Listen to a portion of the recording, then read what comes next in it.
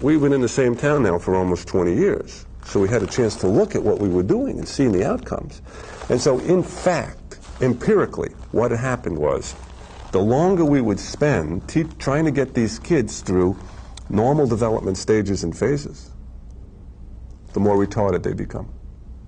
See, everybody else is learning to be 16 and 17 and 18 and 19, and we're teaching these people who are 16 and 17, 18, 19 to act like 2-year-olds and 3-year-olds and 4-year-olds. And at age 21, when school ended, the differences, see, when they started, the differences between them and normal people were very small. But as time went by, they just became accentuated. And we said, what are we doing? I mean, this is crazy. We can't have this. This is not the way to do it. It can't be this way. And so we said, well, and then, you know, you sit in these IEP meetings, and the parents were telling us this right away. You're doing the same thing over and over and over. We say we have to because your kid learns slower. And so we have kids on pegboards and blocks and imitation training and all these things for years and years and years and years. And they were always in pre-programs, pre-language, pre-motor. Now, initially, that's sort of, it's a subtle sell to a parent to hear your child's in pre-language and pre-reading and pre-math and pre-motor and pre-social. They like that because it's sort of normal.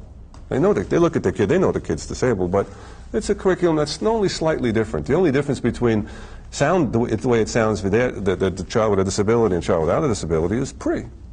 So we said pre leads nowhere. It just, see, then you'd follow up your graduates, and they're in pre-vocational workshops. And there are people, I went to a workshop in Montgomery County, Maryland a while back, and I saw this 55-year-old man in pre-vocational. I mean, it should be pre-Social Security. I mean, nothing to do. In our field, with the people we're talking about now, pre doesn't lead anywhere. So we said, let's stop using pre.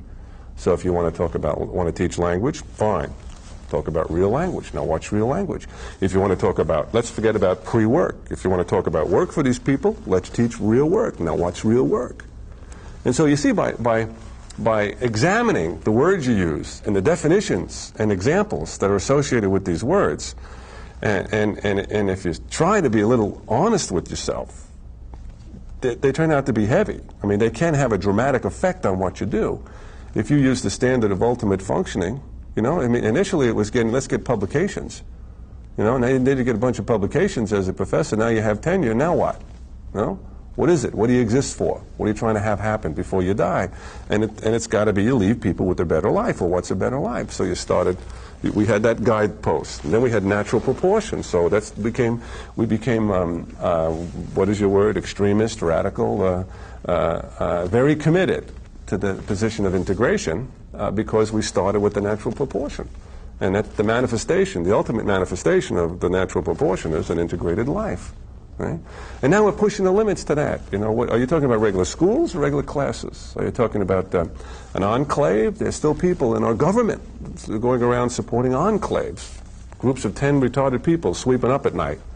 And one paid supervisor, or 6 retarded people stamping in a little room away from everybody else. I mean, and so there's still remnants of that around.